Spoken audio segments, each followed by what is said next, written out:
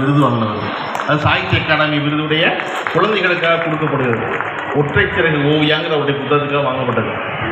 அவர் 9:45 மணிக்கு ட்ரெயின் வருது.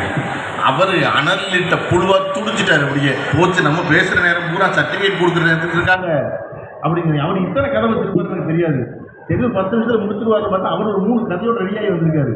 அவர் என்ன எப்போ முடிப்பீங்க அப்படின்னு துடிச்சிட்டாரு. அப்போ அந்த விஷ்ணுபுரம் சரவணன் அவர்கள் அவருடைய இன்னொரு முக்கியமான புத்தகம் இருக்குது. அது கயிறு அப்படின்னு வெறுமன ஒரு 7 பக்கத்தில் ₹1 போன புத்தகம் கட்டி விட்டாங்க. அந்த புத்தகத்துடைய விலையே ₹1 தான். ₹1 போட்டு 1.25 லட்சம் காப்பி விட்டுச்சு தமிழ்நாட்டில் அந்த புத்தகம், இந்த கயிறுங்கிற புத்தகம். அந்த கயிறுங்கிற புத்தகம் எதை பற்றி, இந்த கதை எதை பற்றி பேசியது அப்படின்னா, நம்ம பள்ளிக்கூடத்தில் இருக்கிற இன்றைக்கி அரசு பள்ளி மாணவர்கள் அத்தனை பேரும் கையில் ஒவ்வொரு வேறு வண்ணத்தில் கயிறு கட்டிக்கிட்டு போகிறாங்கல்ல பள்ளிக்கூடத்துக்கு. அந்த கயிறு கட்டிட்டு போகிறதுனால என்ன விளைவை ஏற்படுத்தும்னு ஆசிரியர்கள் அத்தனை பேரும் பதட்டத்தில் இருக்காங்கல்ல. அதை பற்றி பேசிய புத்தகம் தான் விஷ்ணுபுரம் சரவணனுடைய கயிறு.